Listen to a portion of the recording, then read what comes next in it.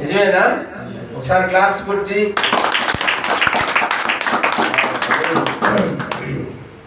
కాబట్టి మనము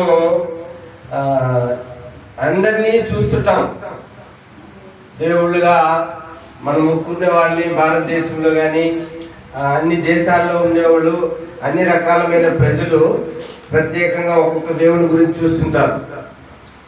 ఏ దేవుణ్ణి మనం తీసేయము, అందరూ ఒకటే అనే భావంతో ఉంటాం. కానీ అందరూ ఒకటే అయితే ఒకే దేవుణ్ణి పెట్టుకుని అందరూ మొక్కుతారు కదమ్మా. ఒక్కొక్కరిలో ఒక్కొక్క ప్రత్యేకత ఉంది.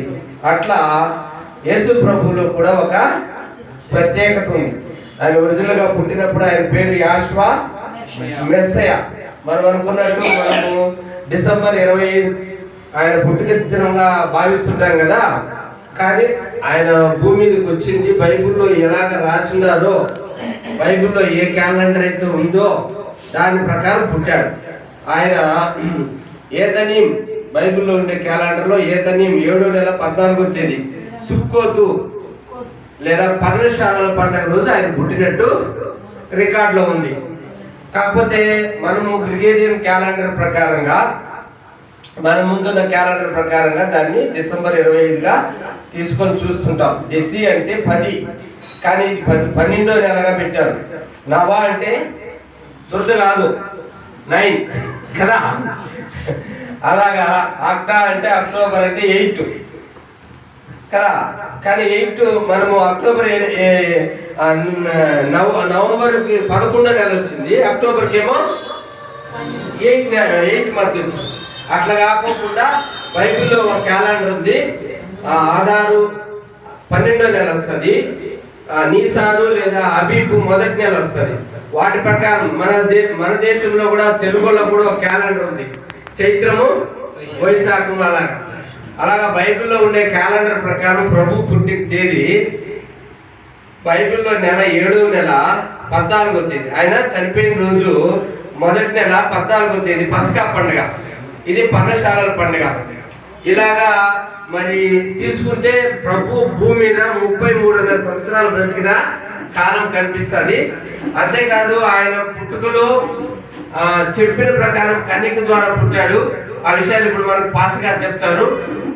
రెండోది వచ్చేసి ఆయన 30 సంవత్సరాలు తల్లిదండ్రులకు అనుకూలంగాను దేశ పరిస్థితులకి ఆయన పనులు చేసే పనులన్నీ చేశాడు. 3.5 సంవత్సరము భూమి మీద సేవ చేశాడు.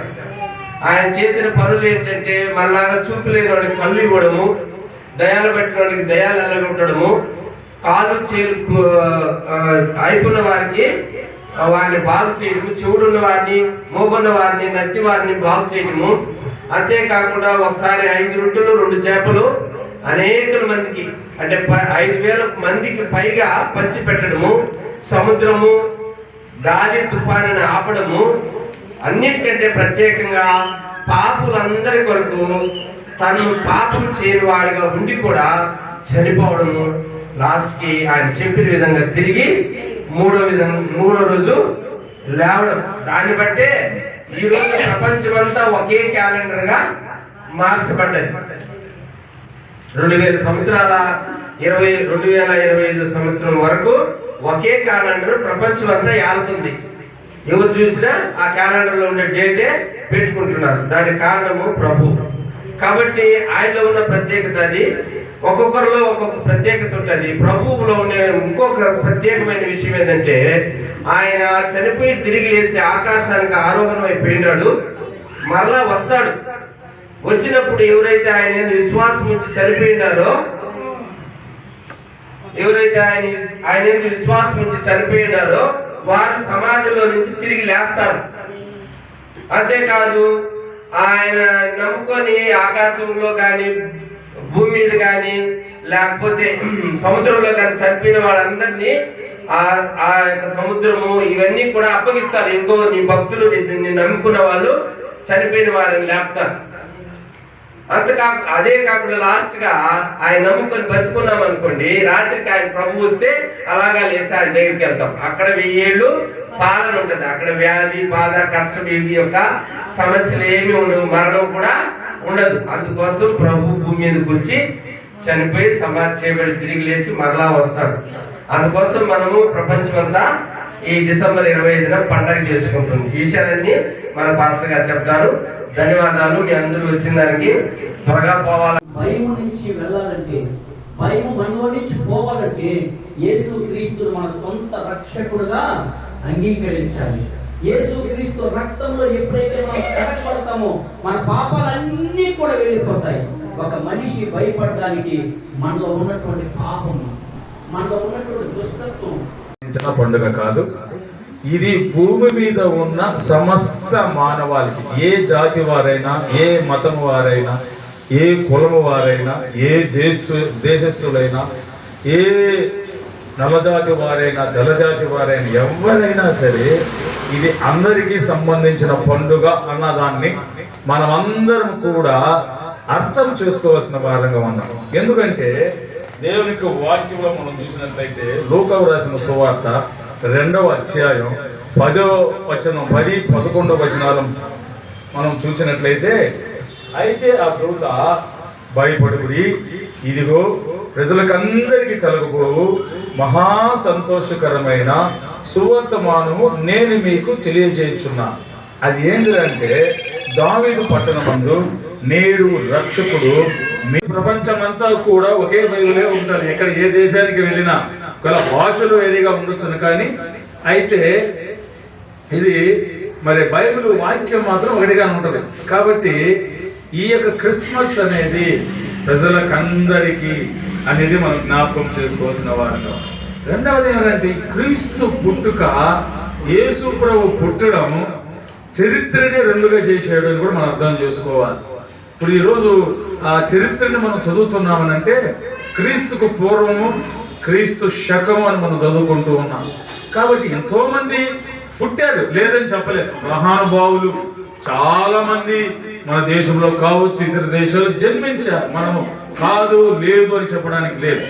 అయితే యేసు క్రీస్తులో ఉన్న గొప్పతనం ఏంటంటే ఆయన చరిత్రని 2గా చేసిన మహానుభావుడు ఆయన. అందుకే క్రీస్తుకు పూర్వం, క్రీస్తు శకం ఎవరి గురించి మనం చెప్పుకోవాలా? రాజుల గురించి, యుద్ధాల గురించి, సోషల్ స్టడీస్, సాంఘిక శాస్త్రంలో, హిస్టరీలో మనం కానీ చదివినట్లయితే చాలా చక్కగా ఉంటుంది. చూడండి, క్రీస్తుకు పూర్వం చాలా మంది క్రీస్తుని నమ్మరు. మరి ఆయన పుట్టాడు కదా, క్రీస్తు పుట్టితేనే కదా ప్రపంచం అంతా ఒప్పుకుంటుంది. కాబట్టి ఆయన పుట్టింది వాస్తవము. కానీ చాలా మంది అంటారు డిసెంబర్ 25 ఆయన పుట్టాడా అని చాలా మందికి వాగ్వాదం ఉంది. ఆయన డిసెంబర్ 25 పుట్టాడా, డిసెంబర్లో పుట్టాడా, ఎప్పుడు పుట్టాడా అనేది మనకు అనవసరం. ఇప్పుడు మన మధ్యలో సహోదరులు జన్మదినాన్ని జరుపుకున్నారు. లేదా తల్లిదండ్రులు ఏదో ఒక డేట్ చెప్పుకుంటారు, లేకపోతే ఎట్లో వాళ్ళకి తెలియదు. ఇప్పుడు నా డేట్ ఆఫ్ బర్త్ ఉంది, నా సర్టిఫికెట్ అయితే 4/6/1970 ఉంది సర్టిఫికెట్. కానీ అది నిజమైన డేట్ ఆఫ్ బర్త్ కాదు. కానీ అయినంత మాత్రాన నేను పుట్టానా లేదా చెప్పండి. దయచేసి ఒక్క మాట చదువు ముగించేస్తా. మత్తయి రాసిన సువార్త 1వ అధ్యాయం 21-22 వచనాలు. ఆమె ఒక కుమారుని కనును, తన ప్రజలను వారి పాపముల నుండి ఆయనే రక్షించును గనుక ఆయనకు యేసు అని పేరు పెట్టబడింది. యేసు అనే మాటకు రక్షకుడు, రక్షకుడు అంటే తన ప్రజలను వారి పాపముల నుంచి రక్షించువారు. యేసుక్రీస్తు లోకానికి ఎందుకు వచ్చాడు అంటే నశించిన దానిని వెతికి రక్షించడానికి లోకానికి వచ్చాడు. కాబట్టి మనం ఎన్ని పండుగలు జరుపుకున్నా, ఆయన నామాన్ని ధరించుకున్నా, ఆయన పాటలు పాడినంత మాత్రాన పరలోక రాజ్యానికి పోలేము. కానీ ఆ రక్షణను మనం కలిగి ఉండాలి, రక్షణ భాగ్యాన్ని కలిగి ఉండాలి అంటే మన పాపులము నా ఎరగాలి. దేవుని వాక్యం చెప్తుంది, అందరూ పాపము చేసి దేవుడు అనుగ్రహించు మహిమను పొందలేకపోతున్నారు. ఇక్కడ కూర్చున్న మనం ఎంతమంది అయినా కావచ్చు, నేను అంటాను, ఒక్కసారి కూర్చొని గత జీవితంలో మన పాపాన్ని జ్ఞాపకం చేసుకుంటే మనంత చండాలం, మనంత దరిద్రులం, మనంత ఘోర పాపులం. ఒక ఆయన మాట ఎత్తి అంటాడు, నేను పాపుల్లో ప్రధాని అంటాడు. ఆయనకి రపోసిన పోరు కాదు, మనలో చాలా మంది అంటుంటారు, అయ్యా నన్ను ఆ మాట, నీ పాపులలో ప్రధానుడని. నిజంగానే భయంకరమైన పాపం. నిమిషం క్షణం మన తలంపులు, మన ఆలోచనలు, మన చూపులు, మన క్రియలు అన్నీ కూడా పాపంతో నిండి ఉంటాయి. కాబట్టి ఈ పాపం నుంచి విడుదల పొందాలంటే యేసుక్రీస్తు రక్తము మాత్రమే. కాబట్టి ప్రియమైన వాళ్ళరా, యేసు రక్షకుడు, తన ప్రజలను వాళ్ళ పాపం నుంచి రక్షించువా. ఈ యేసు ప్రభుని మన రక్షణగా నమ్మినట్లయితే, అంగీకరించినట్లయితే, మన హృదయాల్లో స్వీకరించినట్లయితే మరి దేవుడు మనకు పాప క్షమాపణ దయచేస్తాడు. చాలా మంది భూలోకంలో నివసించే దాని గురించే మాట్లాడతాం. ఈరోజు మీ ముందర కేక్ ఉంది, ఆ మిక్చర్ ఉంది, తింటే ఏమైపోతే మళ్ళీ రేపటికంతా బయటకు వచ్చేస్తుంది, అంటే మట్టితో మట్టిగా కలిసిపోద్ది. అలాగా మనము జీవించేది కాదు. మరణము తరువాత నిత్య జీవంలోకి మనం వెళ్ళాలి. దానికోసం మనం ప్రయాసపడాలి. అక్కడికి వెళ్ళాలంటే మార్గము యేసుక్రీస్తు వారు. ఆయన ప్రేమ గల దేవుడు, దేవుడు లోకమును ఎంతో ప్రేమించి తన ప్రేమ చాలా గొప్పది ఆయన ప్రేమ. కాబట్టి దేవుడు మరి ఇంకా ఎవరైనా యేసు ప్రభువును నమ్ముకోకుండా ఉంటే, ఇంకా పాపములు జీవిస్తూ ఉంటే, ఈ క్రిస్మస్ దినాలలో మనం ఉన్నాం. లోక రక్షకుడు రక్షించడానికి వచ్చాడు. రక్షకుడు ఆయన రక్షణ అనుభవాన్ని కలిగి ఉన్నాం. దేవుడి వాక్యం మన వరకు దీవించుగాక. మరి ఈ సమయంలో ముగింపు ప్రార్థనలోనికి వెళ్దాము. మరి మీకు ముగింపు ప్రార్థనలో ముందుగా ఒక నిమిషం ఒక మాట మీకు చెప్తాను. యేసుక్రీస్తు ప్రభు వారి భూలోకములో ఉన్నప్పుడు ఆయనతో పాటు ఉన్న ఒక వ్యక్తి తోమా గారు, మనకు తెలుసు. ఎవరంటే ఆయన తోమా గారు. ఆయన ఎక్కడికి వచ్చారు పరిచయం చేయడానికి? భారతదేశానికి వచ్చారు. భారతదేశంలో స్వార్థ పరిచర్య ఆయన శిష్యులు ఎవరు చేశారండి? తోమా గారు చేశారు. ఆయనతో దేవుడు అన్న మాట ఏంటంటే, యేసుప్రభు అన్న మాట, చూచు నమ్మిన వారి కంటే చూడక నమ్మిన వారు ధన్యులు. చూచు నమ్మవారి కంటే చూడక నమ్మిన వారు ధన్యులు. ఇప్పుడు మీరు చాలా మంది అనుకుంటారు, మాకు భౌతికంగా ఏం కనబడడం లేదు కదా అని. కానీ దేవుడు చెప్తున్నాడు, ఎవరు ధన్యులంట? చూడక నమ్మిన వారు. మేము బొమ్మలు చూస్తూ ఉంటాం, బైబిల్లో ఉన్న వాక్యం చదువుతూ ఉంటాం, సినిమా రూపంలో యేసుక్రీస్తు ప్రభు యొక్క చరిత్ర చూస్తూ ఉంటాం. కానీ దానికంటే ఎవరు ధన్యులు అంటండి? చూడక నమ్మిన వారు ధన్యులు. యేసుక్రీస్తు ప్రభు వారికి ఉన్న మరొక పేరు ఏంటండి? ఇమ్మానుయేల్. ఇమ్మానుయేల్ అనగా ఏంటండి? దేవుడు మనకి తోడు. ఎప్పుడు తోడు? ఎల్లప్పుడూ. అది గుడ్డి వారికైనా చెవిటి వారికైనా మోగవారికైనా అన్ని పరిస్థితుల్లో మనకి దేవుడు తోడై ఉంటాడు. కాబట్టి ఈరోజు నాకు కళ్ళు కనబడడం లేదని మీరు బాధపడవలసిన పని లేదు. దేవుడు ఏం చెప్పాడండి? చూడక నమ్మిన వారే ధన్యులు. మీరే ధన్యులు మాకంటే. మేము చూస్తూ ఉన్నాం, బైబిల్ చూస్తున్నాం, చదువుతూ ఉన్నాం, దేవుడు చేసే అద్భుతాలు కూడా చూస్తున్నాం. కానీ దానికంటే ఎవరు ధన్యులంట? మీరే ధన్యులు. కాబట్టి దేవుడు మీకు ఒక గొప్ప ధన్యత ఇచ్చాడు. మాకంటే ధన్యకరమైన జీవితాన్ని దేవుడు మీకు ఇచ్చాడు. కాబట్టి ఈ లోకంలో ఏ పరిస్థితుల్లో కూడా దేవుడు మనల్ని విడిచిపెట్టాడు. ఇమ్మానుయేల్ అంటే ఏంటండి? దేవుడు మనకి తోడు. ఎవరికి తోడు?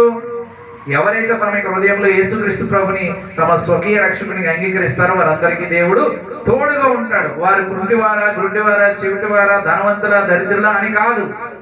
ఎవరైతే యేసుక్రీస్తు ప్రభుని తమ హృదయంలో చేర్చుకుంటారో వారందరికీ దేవుడు తోడై ఉంటాడు. ఏ కష్టంలో అయినా ఏ నష్టంలో అయినా దేవుడు మీకు తోడుగా ఉండి మీ ప్రతి అవసరతను తీర్చును గాక. ఈ క్రిస్మస్ మాసంలో దేవుడు మీకున్న ప్రతి అక్కర్ను తీర్చును గాక. ఆమేన్. ప్రార్థన.